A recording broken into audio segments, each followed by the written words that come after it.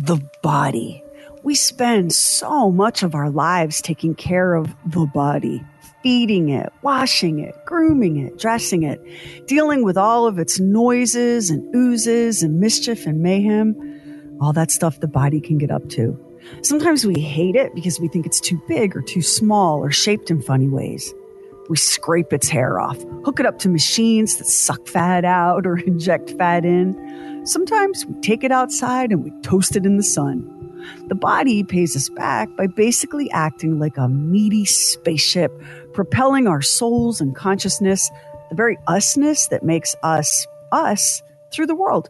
And sometimes the body betrays us by getting diseased, by causing us pain, by not working the way it should. And sooner or later, always, and with no exceptions, it shuts down, lights out. Do you care what happens to your body then, after you're finished with it? No? Okay, that's very chill of you. I admire the heck out of you. But what if your body was stolen? This is the story of a couple of Colorado corpse bandits, the most macabre and morbid mother-daughter team maybe ever. And make out a small beam of light against the mirror.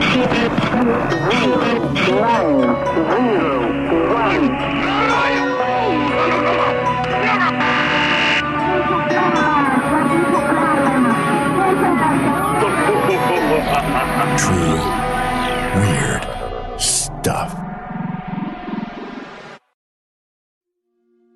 Humans have been grave robbers for centuries because we are just one weird, gruesome species. Let me give you an example. Back in the 1700s and 1800s, stealing bodies from cemeteries and then selling them to doctors and medical schools was a booming business. Sure, it was very nasty and definitely not legal, but you can almost forgive it. Medical students needed to learn anatomy, and grave robbers needed to put food on the table. Plus, this was a time when the art and science of surgery was rapidly expanding. Students needed practice, and practice meant bodies. Lots and lots of bodies. And while you certainly didn't want your mama dug up and sold, at least it was in the service of science and not to gratify some truly questionable fetish or perversion, right? Back then, a stolen cadaver was a hot commodity. Why? Because the only bodies that med schools could legally snatch were the bodies of criminals who'd been executed. Not much diversity there in terms of age, gender, physical condition, overall health. You get the picture. And in some places, it wasn't the stealing of the body from its grave that was illegal. It was the dissection of that body, which makes you wonder a lot about, let's say, England in the 1800s. It was jolly good and all that to hoist a corpse from the ground. You just couldn't take a scalpel to it. But why on earth you'd want a corpse, especially in those days of questionable public health and primitive mortuary science, that's a mystery. Grave robbing was such a problem that in Great Britain, they actually had to pass a law in 1832 called the Anatomy Act to try to get the whole freak show under control. Similar laws were soon adopted in the United States. And what's interesting about these laws are the ways in which they kind of recognize the huge market for cadavers while trying to regulate the who and how and where that supply might come from. First, it was condemned criminals, and then it was the bodies of the poor. And it took a bit, but eventually governments just let out this big, exasperated sigh and told grave robbers in med schools, look, at least get the family or next of kin's permission before you hand grandpa over to the sawbones, okay? And this is kind of where the situation stands today, believe it or not. The only difference is we no longer sneak into cemeteries in the dead of night to steal the dead. Instead, about 20,000 people in the U.S. donate their bodies to science every year. It's not a huge number, but schools and researchers do manage to make do. They're able to work with such a small supply thanks to embalming. And why is that? It's really simple. Embalming preserves the body for longer, months even. Back in the early grave robbing days, before modern embalming was an option, bodies were preserved by soaking them in mixtures of very toxic stuff like mercury and arsenic. Alcohol was also an option. There was some early experimentation in Europe with injecting alcohol into the corpse's arteries, and this was apparently not terribly effective. And you can find tales of families packing their loved ones in barrels of whiskey. Hope they didn't drink the whiskey afterward, but I have a sinking feeling that some folks probably did. I mean, drunken uncles and goofy cousins aren't new inventions. Yikes. Now, your primitive embalming, before I forget, involved mercury and arsenic. Those are deadly poisons. This is not an issue for the cadaver, sure, but what about all of those medical students handling that toxic flesh? And turns out that neither arsenic nor mercury nor whiskey were great preservatives anyway. The body's soft tissues rapidly deteriorated, which meant that you had to pack a lot of learning into a very short time, and that almost always means corners getting cut. And I could go on to describe what a foul, terrible experience those early dissections were, but I'd hate to ruin that little Debbie you just unwrapped. Let's just say it was nasty in the extreme and leave the rest to your imagination. And yeah, this whole subject is horrific and gross, but it was even more horrific and gross to die a wretched death from something that was completely treatable, like appendicitis or a breech birth. Our ancestors were up to their elbows in putrefying corpses for our benefit, right? Now it's not appendicitis that kills us. It's the shock of the bill we get from the hospital that kills us. Progress. And speaking of progress, it took the Civil War and a doctor named Thomas Holmes to basically invent the funeral business as we know it. See, Dr. Holmes was fascinated by Egyptian mummies. How had this ancient civilization managed to cheat the grave by so skillfully preserving the bodies of their dead? So Holmes devoted himself to the study of mummified heads. And I got to pause here, because what I would give to meet a person obsessed with mummified heads. Come on, Max. Isn't that the guy you want sitting next to you on the plane? Uh-huh. Isn't that the conversation that you want to strike up? Uh-huh. Anywho, based on what he learned from his mummy studies, Dr. Holmes developed his own embalming solution. Now, it too had arsenic as a main ingredient because people back then did not know what a powerful poison it was. Arsenic had been around for well over 2,000 years. It was used in traditional Chinese medicine, and before penicillin arrived on the scene, it was a treatment for syphilis. And of course, people were killing each other with arsenic and getting away with it too. At least until 1836, when a chemist named James Marsh created a test to detect arsenic. Of course, people kept on killing each other, but now they were far more likely to get caught doing it. And here's something depressing to consider: how stupid people are. Here we've had a perfectly reliable test for arsenic poisoning for getting close to 200 years now. Yet how many Dateline episodes have we seen where arsenic was used to whack a spouse? Heads up, arsenic might not stay in the body for more than a few days, but it has a real affinity for the keratin in human fingernails and hair, which means forensic science can not only tell that you poisoned the mister, it reveals when you poisoned him. So don't do it, because you're going to get caught. And also it's wrong. And I realize I probably should have led with that. Anyway, back to Dr. Holmes and his massive innovation in embalming. You know the expression, necessity is the mother of invention? Well, the Civil War created an overwhelming necessity. More than 620,000 soldiers died between 1861 and 1865. Take that in, 620,000 dead. You would have to take every single death in the Korean War, both World Wars, the Spanish-American War, the Mexican War, the War of 1812, and the Revolutionary War to get near the number of lives lost in the Civil War. And I'm not sure people today realize that, especially the ones who get all hard and sweaty and glassy-eyed at the delicious prospect of a modern civil war in America because they want to shoot their neighbors for living or thinking or voting differently. And if we learned any damn thing from the Civil War, it should be what a devastating and ghastly tragedy it is for brothers and sisters to take up arms against each other. During the Civil War, American families were torn apart by grief and loss, and they clamored for the return of the bodies of their loved ones. Because funeral rituals help us come to grips with the unfathomable mysteries of death. And having a body, well, it makes the loss real. And seeing the body, the shell emptied of its animating spark, gives us hope for the existence of a soul, for a life that transcends the fragile suffering of the flesh. And Dr. Holmes wanted to return the bodies of the dead to their people.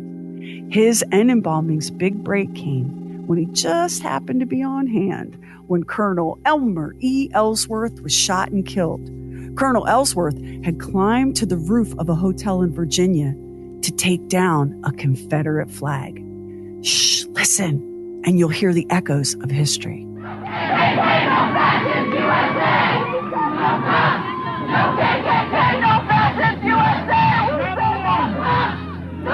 You know what you're hearing right now? A group of protesters pulling down a Confederate monument in Durham, North Carolina about 5 years ago. That's the very thing that Colonel Ellsworth was doing in Virginia in May of 1861. The very thing that got him killed, and the very thing that paved the way for the modern funeral industry. How? Because Dr. Holmes stepped up and offered complimentary embalming services using his newly discovered arsenic fluid and pump method. Now, as luck would have it, Colonel Ellsworth had been a big buddy of President Abraham Lincoln. Lincoln took one look at Holmes' work on his deceased friend and pretty much immediately signed Dr. Holmes up to train battlefield surgeons in this new technique, all in the service of sending war dead home to their grieving kin.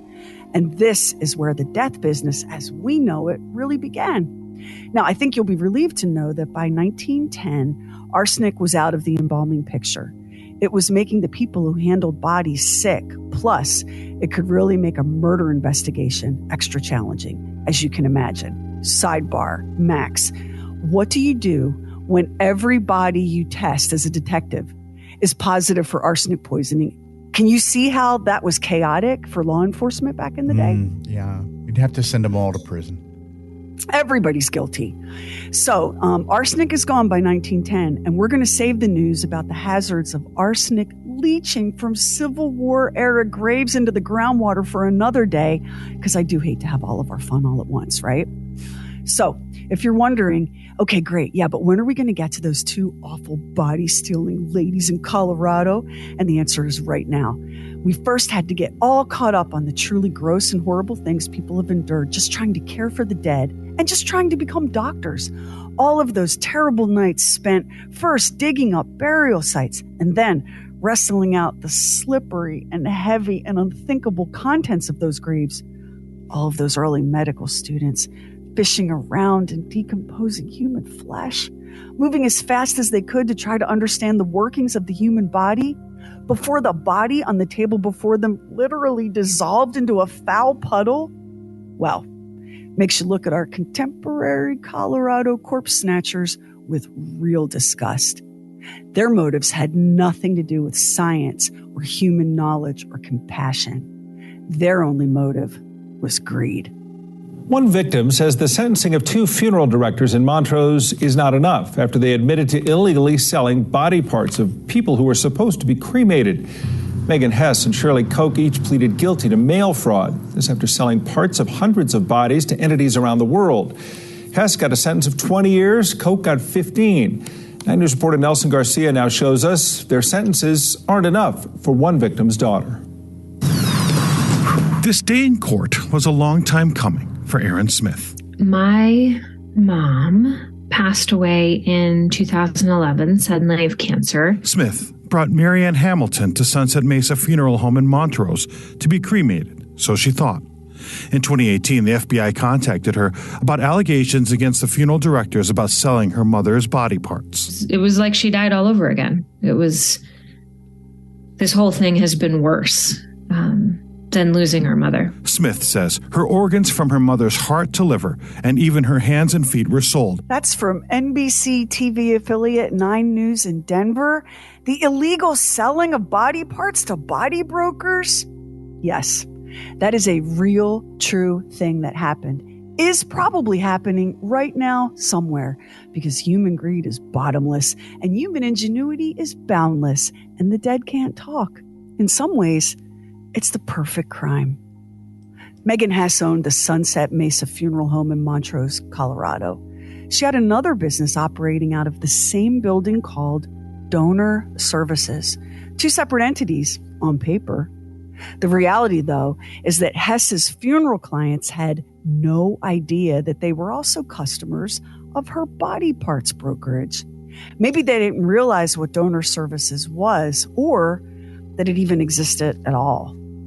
And I wonder if our squeamishness about death is the reason that most of us are blissfully unaware that there exists in these United States a thriving and lucrative and largely unregulated business in the buying and selling of cadavers and body parts. What the I've read about this company in Nevada that was offering free funeral services to grieving families in exchange for the donation of their loved ones' remains to science. On the one hand, kind of predatory. But on the other hand, it's just the body, the husk, the empty shell, right? And funeral expenses can crush an already devastated family. You can see how a business model like this makes sense, except this particular company was doing a really half-assed job of storing the donated bodies. Other tenants in the business park where they were located began complaining of a rank stench. They said they were finding blood-soaked boxes in the park dumpsters. So state health inspectors dropped by, and they happened upon a man thawing frozen corpses in the sun by spraying them with a garden hose. I don't care how contrary and argumentative you are. There's no way you can defend something so vile.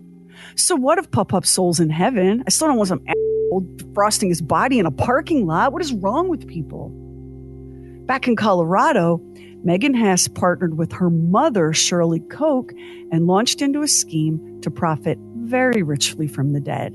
A scheme that worked for 8 years, and they got their hands plenty dirty doing it. Anyone who's lost a loved one knows grief muddles your thinking, and the whole funeral process is happening at a time when you're in shock. So many decisions need to be made. Very few people pre-plan their funerals, much less prepay for them. I checked. The International Cemetery, Cremation, and Funeral Association estimates that maybe 24% of the population has a prepaid plan in place. The other 76% of us are weeping, confused, scared, and hoping for compassionate guidance, which we mostly get, truly, unless we happen to show up at Sunset Mesa Funeral Home in Montrose, Colorado. There, the morbid mother-daughter team of Megan and Shirley promised cremations that never happened. Instead, they sold the bodies they took custody of, sometimes intact, sometimes hacked up into parts. Surgical training companies pay good money for heads and spines and make good use of the knowledge obtained from studying them. Whole cadavers are prized by medical schools, but also by companies testing automobile crash safety. The military needs bodies to measure the impact of explosives on human flesh. The driving force behind the body brokerage business seems like it's education, and that's noble. These bodies aren't being sold as playthings. But unlike the human donation and transplantation game, which is highly regulated, and organs for transplant are never, ever permitted to be sold, body brokers aren't bound by much of any kind of regulation. You can sell bodies and body parts for research purposes all day long. You don't need a license to be a body broker. You don't need any special training. Just a strong stomach, I guess, and a big freezer. How weird is that? And families who return to Sunset Mesa Funeral Home to fetch their loved ones' cremains never left empty-handed. Megan and Shirley handed out boxes of ashes from other people's cremations. And in one case, cement dust had been mixed in with human remains. So that might be your mama in that urn, and maybe not. There was just no way to know. When the two women went to trial, prosecutors argued that they'd defrauded 200 families by charging them for cremations that never happened.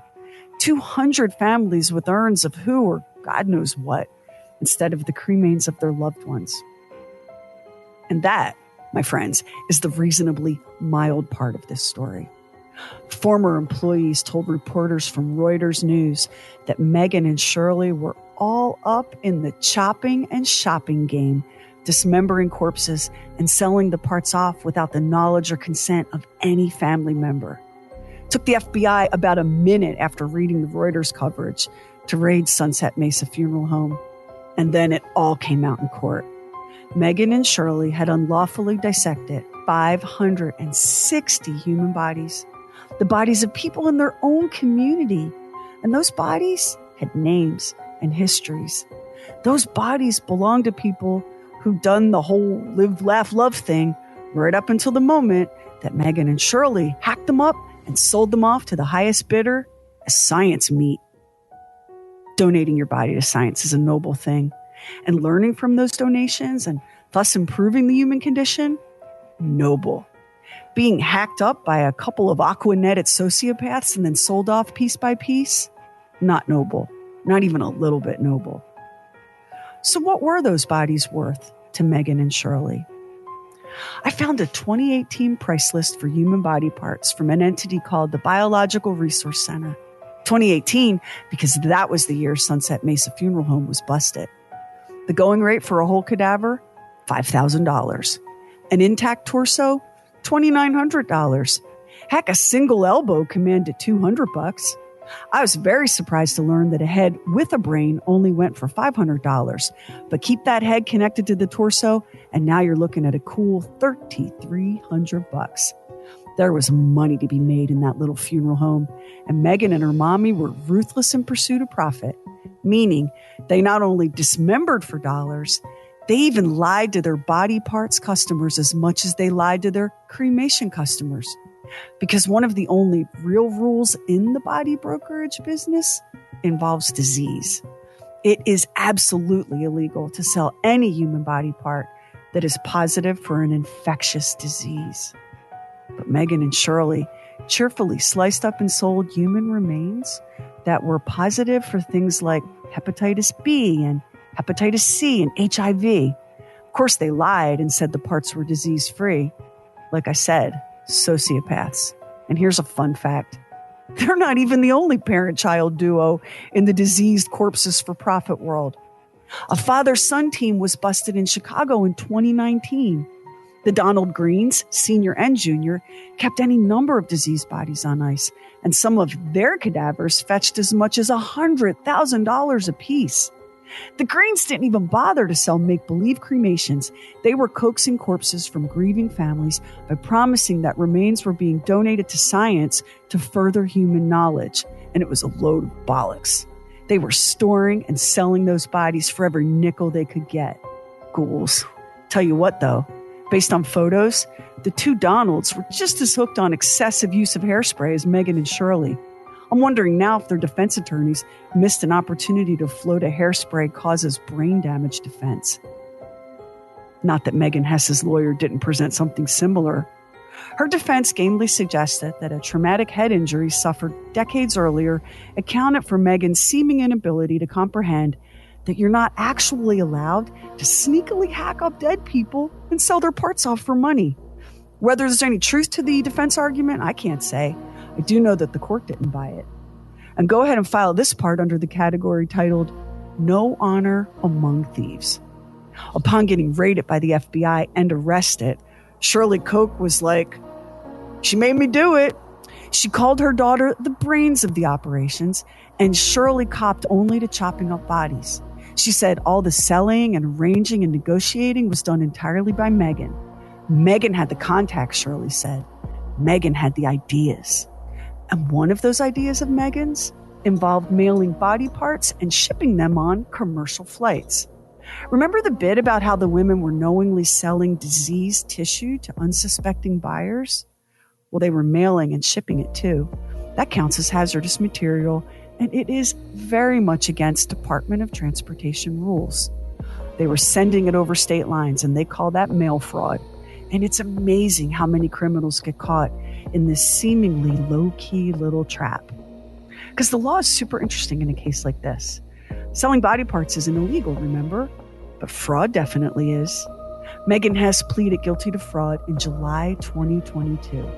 And despite a righteous effort on the part of her defense to delay sentencing, a court date was set for January 3rd, 2023. And at that hearing, her mother, Shirley Koch, pleaded guilty to a single count of mail fraud plus aiding and abetting. Megan Hess, age 46, was sentenced to 20 years in prison. That's the maximum sentence possible under the terms of her plea agreement. Shirley Koch, age 69, was sentenced to 15 years in prison. And I'll give her this. She took responsibility and did apologize for her actions, for whatever that's worth. FBI Denver acting special agent in charge, Leonard Carollo, said this, quote, "These two women preyed on vulnerable victims who turned to them in a time of grief and sadness. But instead of offering guidance, these greedy women betrayed the trust of hundreds of victims and mutilated their loved ones. Without knowledge or consent, the women disrespected the wishes of the grieving victims and degraded the bodies of their family members to sell them for profit. These two criminals continued in their atrocities for years, showing no remorse or contrition, even after they were exposed. Nothing can guarantee solace for the victims or repair the damage done, but perhaps this sentence can mark the end of a horrible chapter in their lives." End quote. Well, you hope, right? I can't imagine the pain and horror those families endured. And I find my thoughts returning over and over to one particular victim, a teenager. To lose a child is such unfathomable pain. And then to learn that your child's body was so obscenely violated, it's monstrous what they did at Sunset Mesa Funeral Home. Monstrous. There's nothing victimless about this crime. And if you're listening to this episode when we released it, March 3rd, 2023, you are just days away from the scheduled restitution hearing in this case. Prosecutors want any property owned by the two women sold for the benefit of their victims. They're also hoping to lay hands on at least some of the money made from the sale of bodies and body parts. These kinds of things always feel like such a crapshoot, because often a convicted criminal's ill-gotten gains are long spent, and any amount awarded to the victims ends up being more symbolic than anything. But the grim goings-on at Sunset Mesa Funeral Home had a huge impact on the funeral and body broker business in Colorado. It's illegal there now for funeral homes to license body donation businesses. Colorado law also restricts funeral homes and/or crematories from having more than a 10% interest in tissue banks and vice versa. Plus, abusing a corpse went from a misdemeanor in Colorado to a Class 6 felony. Granted, that is the least serious of the felonies, but a misdemeanor is like jaywalking. Mutilating a corpse should, at bare minimum, get you into a little more trouble than crossing a street outside a designated crosswalk, for the love of God. I think we can all agree on that. I hope we can, at least. Because if we've reached the point where we're all basically, screw it, it's just a dead body. If somebody can make a buck off of it, let them. Then we're no longer just ghoulish weirdos. We're doomed. You know, like as a species. Next time on True Weird Stuff. Chomp, chomp, chomp. Most of us stopped biting each other by kindergarten, but some folks just cannot keep their teeth to themselves. Witches and serial killers and Paul Revere, and the insane story of how human bite marks became a legit form of evidence, except maybe not quite so legit after all. And we really appreciate it if you subscribe, rate, and review True Weird Stuff. Hit our website, trueweirdstuff.com, for show notes and photos and videos when we have it, and bonus content. Everything True Weird is waiting for you at trueweirdstuff.com. And follow True Weird Stuff on Instagram and Twitter. True Weird Stuff is a Now Media production. Our executive producer is Anthony Garcia. The show is written and hosted by me, Sherry Lynch, along with my deeply weird director, Max Sweeten. Our equally odd producer is Carrie Bowser.